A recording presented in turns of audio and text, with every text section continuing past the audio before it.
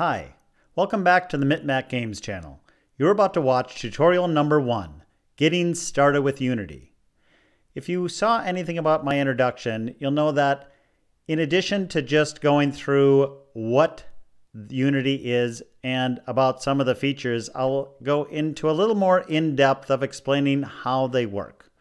I really believe that unless you understand how something works, you will not be able to remember it.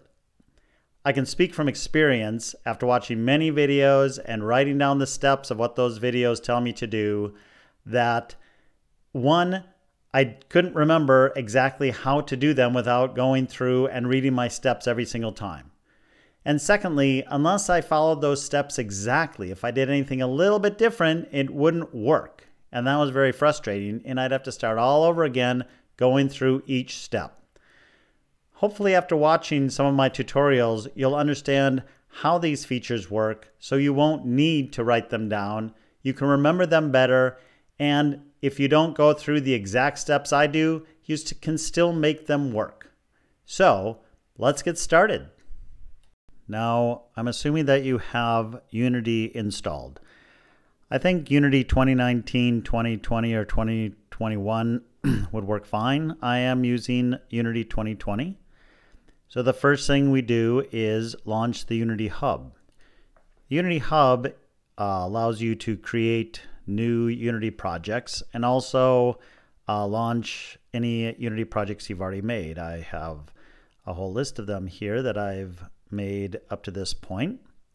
If you want to create a new one, you would simply go to this New button. Now I have more than one Unity installed, so I'm going to click this drop-down button, and you'll see I have a choice of creating a 2021 project or 2020 project. Now I've already done this. It takes a couple minutes to create a new project. So what I have is I have this game tutorial project that I've made already, and I actually already have it launched, as you can see from this icon over here. So I'm going to close this hub down, and I'm going to bring up my brand new Unity project. So you should see this when you create your project. It's pretty much a default empty project showing the default view. And we have quite a lot of UI elements on the screen. So what I'm going to do is I'm going to go through each one of those. So first of all, on the left-hand side, we have in this hierarchy tab, what is in our current scene. I'll talk about scenes in a little bit, but right now what we have is we just have a camera and a light. Those are two things that we have to have, and they come in by default in every single scene. We don't have any objects in the scene, and what you're looking at here is a background, what's called the Skybox, which is what the blue is and the gray is, and just a grid just showing the layout, and it can help us place objects.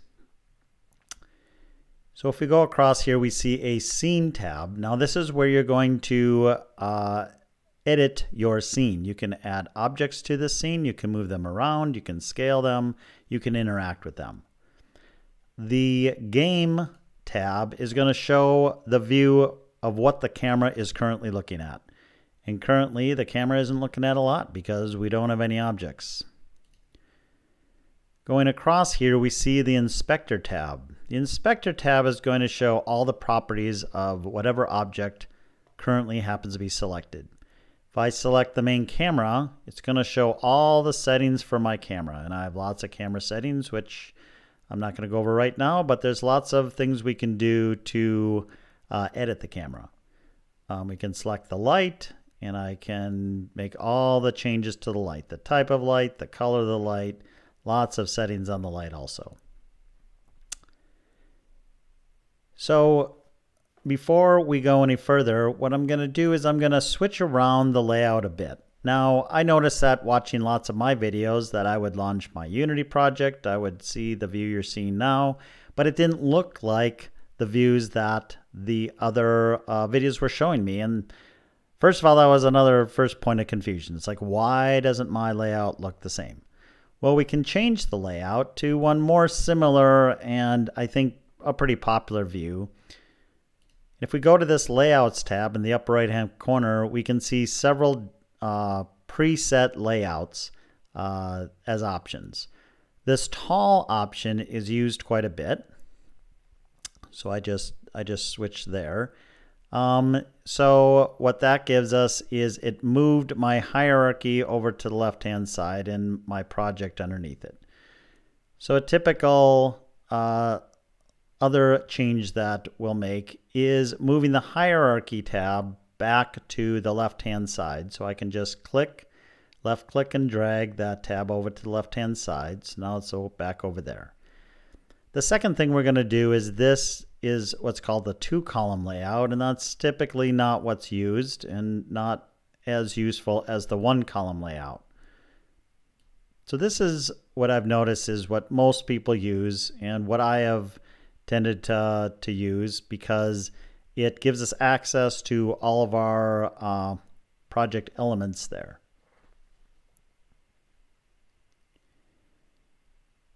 All right, so there's a couple other things that we need to go over, but before we can do that, we need some objects in our scene to work with because we can't go over the other options until we created some objects. So what I'm going to do is I'm going to come over to my scene and I'm going to right click and I'll see a menu.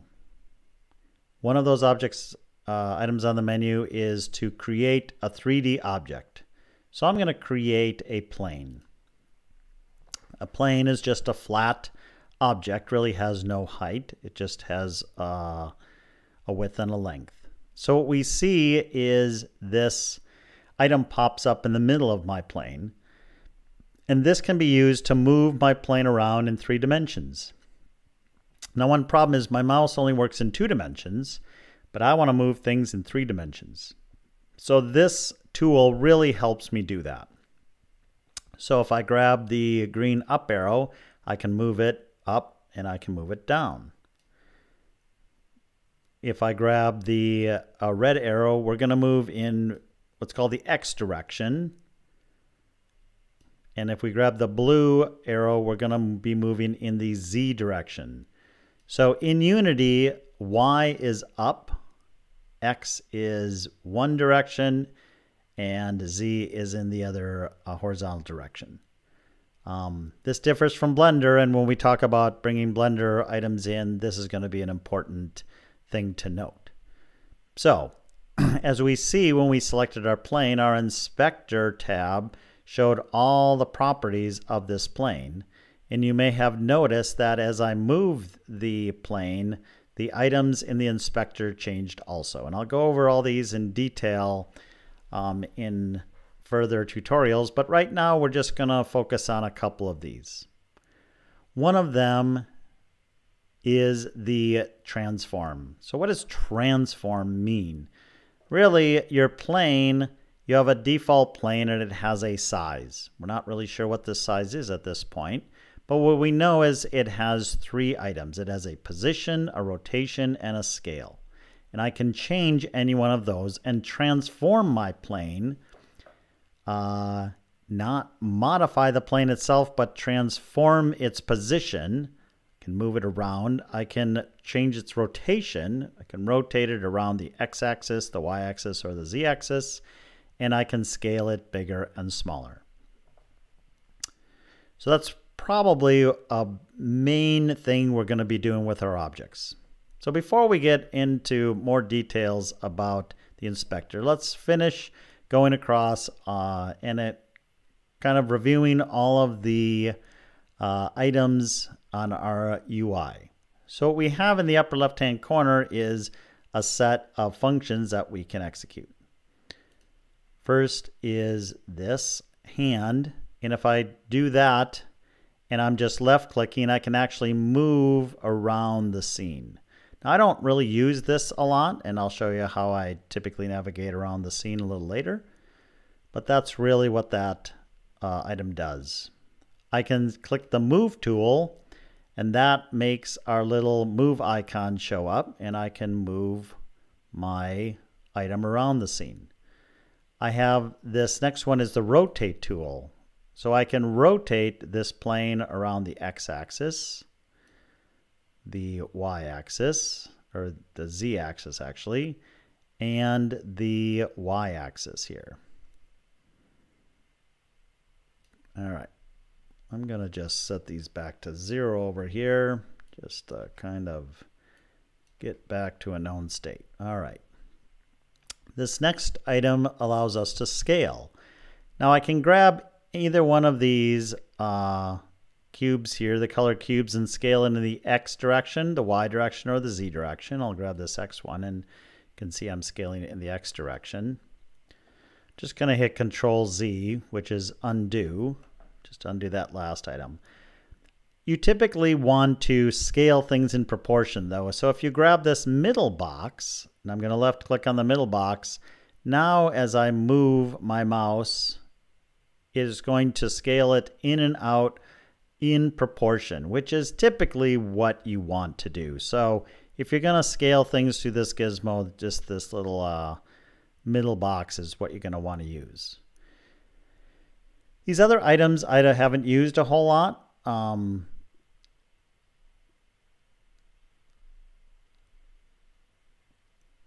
These we can use. This item will toggle between showing the elements at the center of the object or the pivot point of the object. And when we get into bringing items in from Blender and rotating around, you'll see the difference there. Here it didn't move because the pivot point, when I rotate, it's going to rotate around the pivot point, which in this plane is in the center, which is the same as the center of the object. This global item I didn't discover till about 2 months ago, and is very useful. And to show that, what I'm going to do is I'm going to select my plane. I'm going to rotate it around the z-axis. All right. Now, when I select my item, you can see that when I move it, it is going to move in what's called the global coordinate system, which is kind of the same as the grid you're seeing here. So it's going to move this direction along the grid. It's going to move this direction along the grid. But what if I wanted to not move in the global coordinate system, which is what this whole scene's coordinate system is, but the local coordinate system? And what do I mean by that? Well, if we click the global, we'll see that my little gizmo here now changed to be parallel to my plane. And my plane is rotated, right? It's kind of pointing up in this direction. Now when I grab this X to move it, it's going to move it up and down in the plane of the plane, which can be very useful. And you'll see in a minute when we're talking about camera views how this can be very useful when moving the camera. So we're going to switch this back to global. We're going to change our rotation back to 0. You'll notice that I can just go over here and I can type in values into our transform versus using these gizmos, which can also be very useful if you know exactly how you want to rotate or move something. All right, so we've covered all of the tabs. We've covered these items up here. There's a lot to go over, and I can't cover them all in this one video, but we're just going to go through the basics. So what I'm going to do next is I want to set things up for the rest of our tutorials. So the first thing I'm going to do is I'm going to give my plane some substance. Right now it's just a plain white plane, and if I scale it really big, it's just going to look like nothing. We're not going to be able to see kind of the direction and what we're looking at. In order to do some of the other demonstrations, I need to give this some dimension, we'll say. So what I'm going to do is I'm going to go through a little bit about materials, because I'm going to have to give this plane a different material. And I'll kind of explain what that means. So first of all, what we're going to do is we're going to go over to this project folder. And I want to create a new material. So if we click on this plane, we can see that under this materials tab, it already has a material. It's called default. Default is just a kind of an off-white material that comes with Unity. But I don't want that material. What I want to do is I want to make my own material. So the first thing that I'm going to suggest is that when we come over to this project area, instead of creating everything in just one big long list, what we're going to do is we're going to create folders. We already have two folders here, one assets folder and one packages folder. We don't need to worry about this right now. Our scene is currently in a folder called scenes. So what we're going to do is we're going to come up here and we are going to click on our assets. We're going to right click on our mouse and that's going to pop up this pop-up menu. We're going to go create. We're going to create a new folder. I'm going to name this folder materials because this is where we are going to create our materials. I'm going to create another folder and we're going to call this one images because I'm going to bring in an image, in this case a PNG that I've previously made. All right. You may have noticed that the screen shifted a bit. I was having some problems with my screen sharing recording software. But what I'm going to do first is I'm going to make a new material. So I'm going to click on my materials folder. I'm going to right click, say create, and select material. So I'm going to give this new material a name. I'm going to call it Blue Grid. We'll see in a minute why I chose to name it that. So we can see the properties of the material over here on the right hand side. The next thing I'm going to do is I'm going to bring in an image. And I'm going to go over to my Windows Explorer and find the image I want, which is this bluerec.png. I'm going to grab that bluerec.png and drag it into my images folder. Now, there's several ways of getting assets into our assets folder, which I'll go over in later tutorials, but this is one way to do it, is simply to find the asset in your Windows Explorer, wherever you have it, and drag it right into the Unity assets area. So now what we're going to do is we're going to assign this blue rect to our material. So I'm going to grab my blue rect after selecting my material, and I'm going to drag it into this albedo square. Albedo is probably the most common element to change in a material. I can set it to a set color, which we'll do later. And in this case, I'm going to assign it to an image. Now what I want to do is I want to assign this new material that I made to my grid. And like many things in Unity, I can do this in several different ways. If I select the plane, I can see that it currently has this default material. And I can click on my new material that I made and drag it right into that box. You'll see it highlighted, and I could let go and it will assign the material that way. I can also click on this little circle here on the right hand side, and it will show me all the materials that I can select. Now, Unity comes with a set of default materials when I made my new project, but I could also select my blue grid material that I made right here. The third way, which I notice a lot of people do, is simply click on my material and drag it right onto my element in my scene. So that's what I just did. And what we can see is that it stretched the graphic that I made to the whole bounds of my plane that I have in my scene. So what I really want to do is I call this blue grid because I want to change this to show a white grid on a blue background on my plane. And I want those squares to be exactly 1 unit wide and 1 unit tall. So in order to figure out how to get that done, the first thing I'm going to do is I want to view this plane from the top down. It's a much easier way to look at it. in order to do what we want. So I can go up to my gizmo up in the right hand corner here, and I can click on this Y, and it will change my view in my scene to a top down. Now the second thing I'm going to do is I'm going to select my blue grid material, and I'm going to come down to this tiling area. Instead of stretching to the bounds, I want to tile it. And I got to know how many units I want to tile. So the thing is, what I need to do is I need to know how big this plane is. And if I select the plane, it says it's 1 by 1 by 1. But it's really not. That is its scale value. It is not its size. So the first thing we're going to do is we're going to set its position back to 0, 0, 0. I always like to start in the center. All right, so now it's centered in my scene. And what I'm going to have to do is I'm going to have to figure out how big this is. Now I have these grid background squares, but I really don't know how big they are either.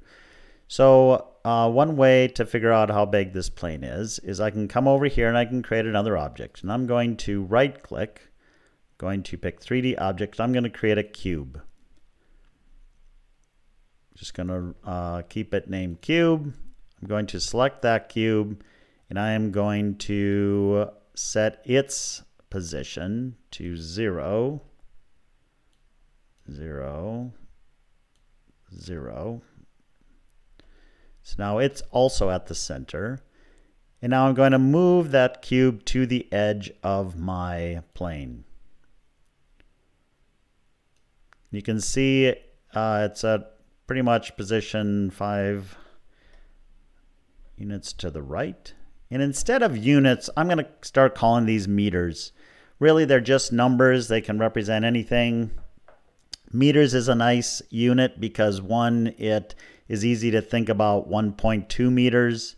Harder to think about 1.2 feet or yards or something like that. So we're just going to call these units meters. And it comes in handy when we start making Unity or Blender objects, so we get the size in Blender correct when we bring them back into Unity. Now, this allows me to show another UI element, which is this little thing that says top here. And there's these 3 little lines next to it. And if I click on those 3 little lines, you'll notice they changed. They changed, and really these lines represent the view, and in this case I just changed to perspective view, and you'll notice my image changed over here to the on our plane, and we can see kind of the edge of the cube. And what this does is changes my view to perspective, which means things will get smaller as I go further away from me and larger as I go closer. If I click on it again, it changes it to isometric view, which does not take perspective into account. And when I'm trying to place things from the top down, it really helps to be in isometric view versus perspective view. So I can see my plane is 5 units wide here, which means it's 10 units all the way across. So now I kind of know where or how big my plane is. So let's select my plane again. Let's go to my blue grid material. And I'm going to change the tiling. It's 10 units wide, so I'm going to make it tile 10 in the X direction and 10 in the Y direction. So now what we have is we have a grid that each one of these squares is 1 unit across, and that's going to come in handy when we start to work with some of the moving things around and placing things in our scene. So now that we have something that we can kind of see perspective, I can go over a couple other operations that are very important, which is how to move around our scene. So what I can do is if I right click my mouse, I can actually rotate my camera view. You'll see my cursor changed, and I can change my view of my scene. If I use my mouse wheel, I can zoom into my scene and I can zoom out from my scene. If I click my middle button, in my case it's my mouse wheel, I can pan around my scene. So what this allows me to do is to move around and get different perspectives of my scene. Now, one interesting thing is that you'll notice my cube is kind of halfway sunk down into my plane. And the reason is that the position of objects in Unity are always at the center point of the object. You'll notice my little move gizmo is also at the center point of my cube. If I raise it up, I can see that it is now sitting on top of my cube. And actually, if you look at the Y position here, if I type in 0.5, it will actually be exactly on top of my plane, because my cube obviously is 1 unit by 1 unit, or 1 meter by 1 meter by 1 meter size. And my default plane size is 10 meters by 10 meters.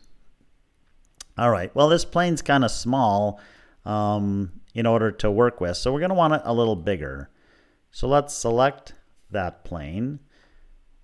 Let's go to the scale. And I'm going to want my plane to be 100 meters by 100 meters. Give us some room to work. Currently it's 10 by 10, so if I scale it by 10 the X direction and 10 in the Z direction, it will now be 100 meters by 100 meters. Now the problem is that it also scaled up my squares, so I need to come into my blue grid material and I need to tile it 100 by 100 because it's 100 meters by 100 meters. All right, so now we have a plane that we know is 100 meters by 100 meters. We have a cube in the middle of it. So next what we're going to do is we are going to make a couple other materials. And we're going to do that in order to demonstrate the difference between the items over here on this left-hand side, which are items in my scene, versus items in my assets folder. It's important to understand the difference between those two. So I'm going to come in here and I'm going to right-click, create material, and I am going to just name this material red. And I'm going to click on, instead of assigning it to an image, I'm going to set it to a color. And in this case, a red color. Makes sense. All right, I'm going to click on my materials. I'm going to create a new material and I'm going to call it yellow. All right, select that.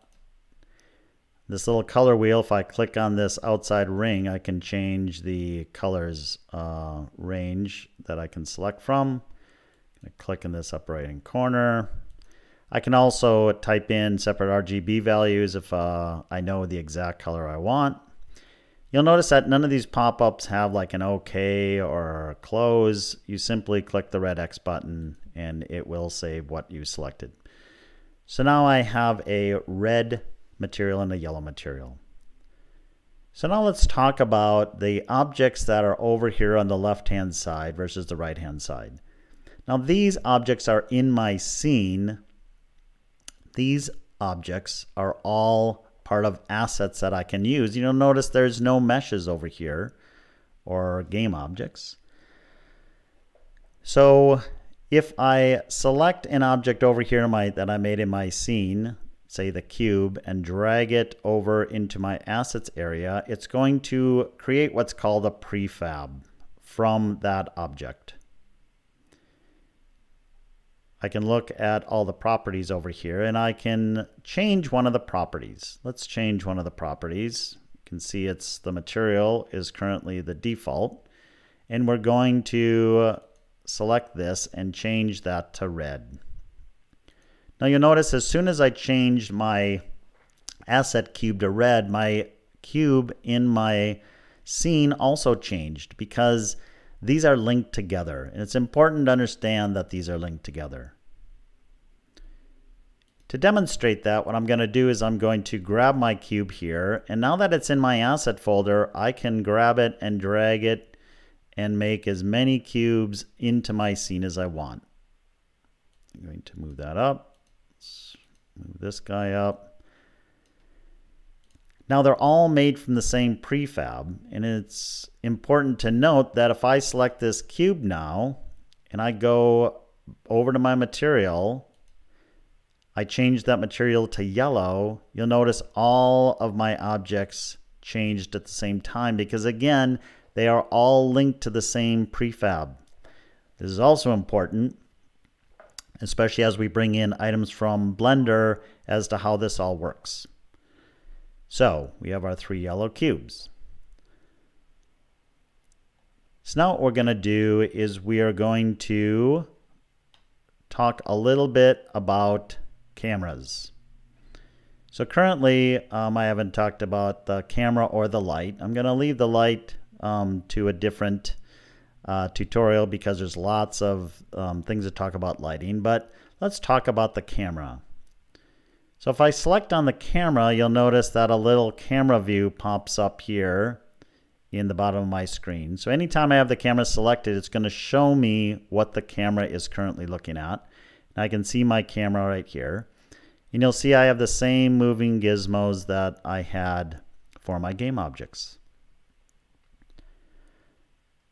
If I move the camera up and down, you'll see my little camera view changes at the same time.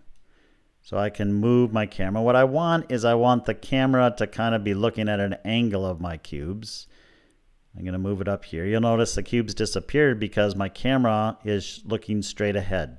You can see these white lines here that kind of show the angle of what the camera is looking at. There's lots of camera settings that we can set, and I'm not going to get into those right now. But what I'm going to do is I want to change the rotation of my camera so it's looking at my cubes. So I'll select the rotate and I am going to rotate it. But here's where it's kind of awkward because you'll notice my rotations are aligned with my global system. And really what I want to do is I just want to keep my camera pointing forward or looking toward where it is at the cubes. And now that I rotate it here, what I want to do is I want to rotate it down. And actually I forgot, I already had the local coordinate system here selected. You notice if I click global, it's going to align with the global coordinate system. Since I have local selected, you'll notice that my red rotation around the X is rotating around my local X, which is going side to side across the rotation of my camera. And I can grab this and now I can point the camera right at my cubes the way I want. Another very handy thing in the local coordinate system is when I go to move my camera because I want to move the camera a little closer to my cubes. Now before I do that, this view is kind of small. Let's talk a little bit about this game tab. We haven't really selected the game tab yet. So let's select that, and what we see is this game tab is going to show exactly what my game view is going to look like, which in this case is from the camera view.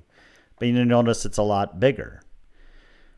But here I can click my scene and I can see my scene view and I can manipulate things. I can click this game view, but really it's very handy to see these both at the same time. And one thing I can do with any of these tabs is I can just click the tab, I can drag it, and instead of snapping it to any one of the areas on the screen, I can just leave it floating. And I can resize it to any size I want. So let's resize it down. Let's place it over here. Here's another thing that is very handy. If you're doing any amount of game programming at all, having 2 screens is very, very helpful. I work on a laptop, so I have a laptop screen. I'm sharing my main monitor screen here, and a lot of times I'll have my game tab over on my other screen out of the way so I can see my whole Unity UI, and I can still see my game screen at the same time. But here we're just going to put it over here, and I'm going to change my scene view here. You'll notice that no matter what I do with my scene view, this camera game view is not changing because they're really independent from each other.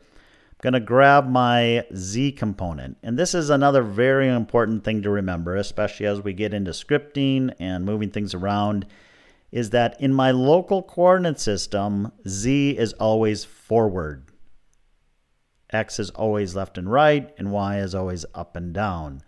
So by changing my Z coordinate in my local coordinate system, I am moving forward and back. So I can move forward, so now I can make my cubes a little bigger, and that's exactly where I want my camera. All right. So I got my camera set, I got my 3 cubes, I got my floating game view. Let's grab this guy and put him back there. I can move him around as much as I want and change him as much as I want. We have some materials, one made from a graphic, 2 just set by the color. I have my images. So the last thing I'm going to do is, and if you watch my opening video, you'll notice that I had stars in the background. And this comes down to one of the more confusing areas that I always struggle with a bit, is how to change what's called the skybox. So you'll notice that in the background here, I have this blue area up above, which is kind of like sky. I have this brown area down there, which is kind of like ground. But I want to change that. So how do I do that? Well, this background area is what's called the skybox.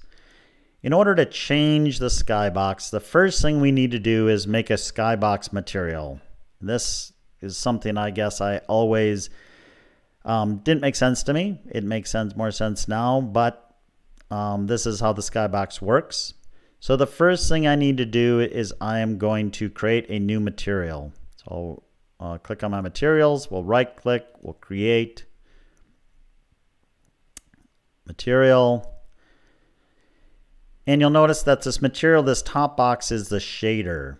Right now it's just using the standard shader, but the skybox material needs a special shader. And I'll go into shaders sometime later. But you'll notice that one of these shader groups is skybox. So if I grab skybox, and I will pick a 6-sided. So basically what this is going to do is it's like I'm inside of a cube, right? I'm going to have images to the top, bottom, left, right, front, and back of me. And I'm going to make all these images the same. And I want these to be star images because that's what I want to show in the background. So what I need to do is I need to come down here to our Windows Explorer window, and I have my skybox stars here. So I'll click on that. I'm going to drag it in my images folder. There we go. I am going to select my new material, which I didn't rename.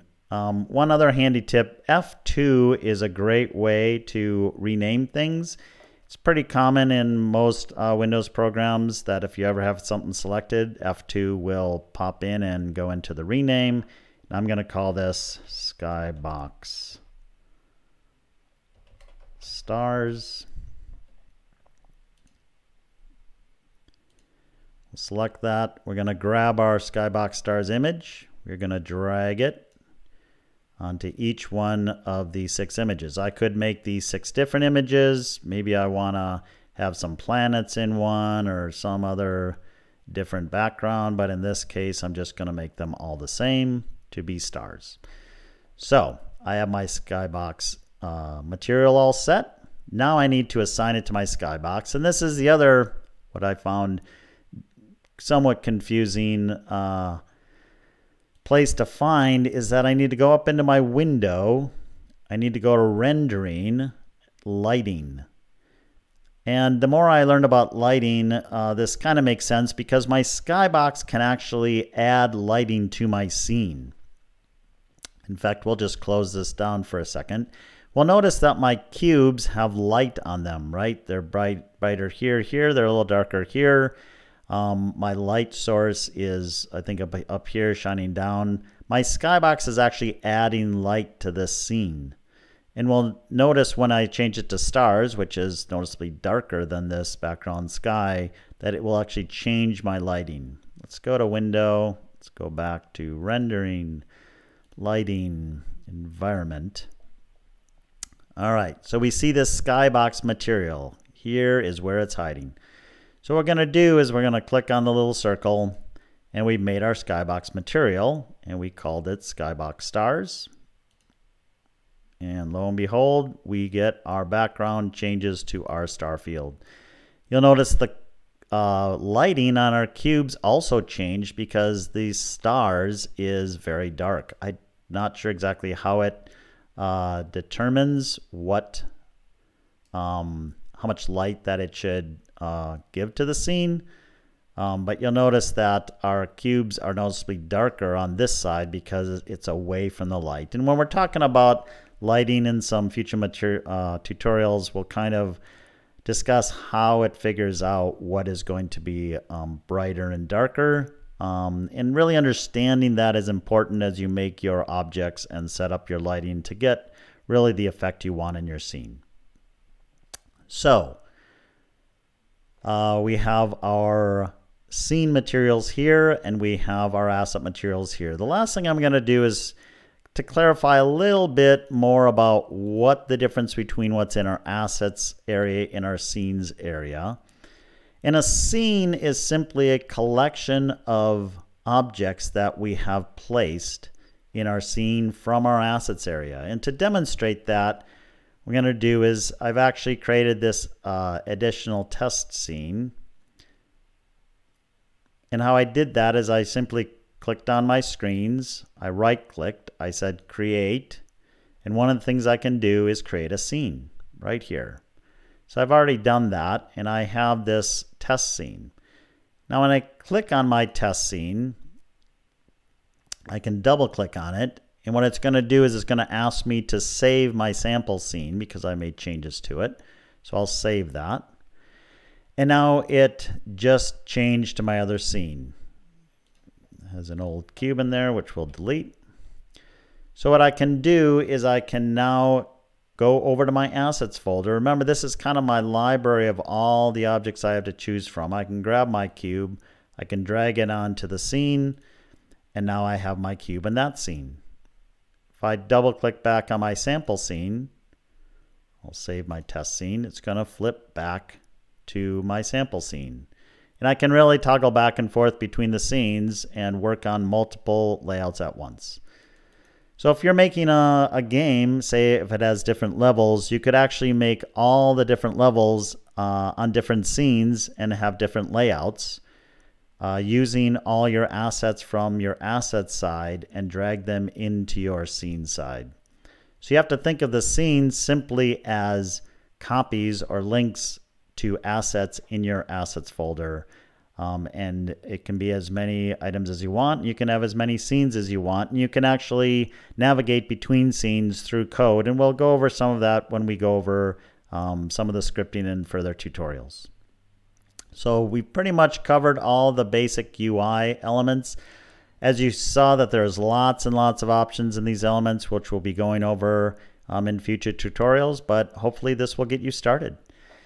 If you enjoyed this video and you found it useful, please give it a thumbs up, like it. And if you want to see further tutorials as I move forward, you can subscribe to my channel and see. I'll try to put up a tutorial every week, maybe a few more to get started. And thanks for watching.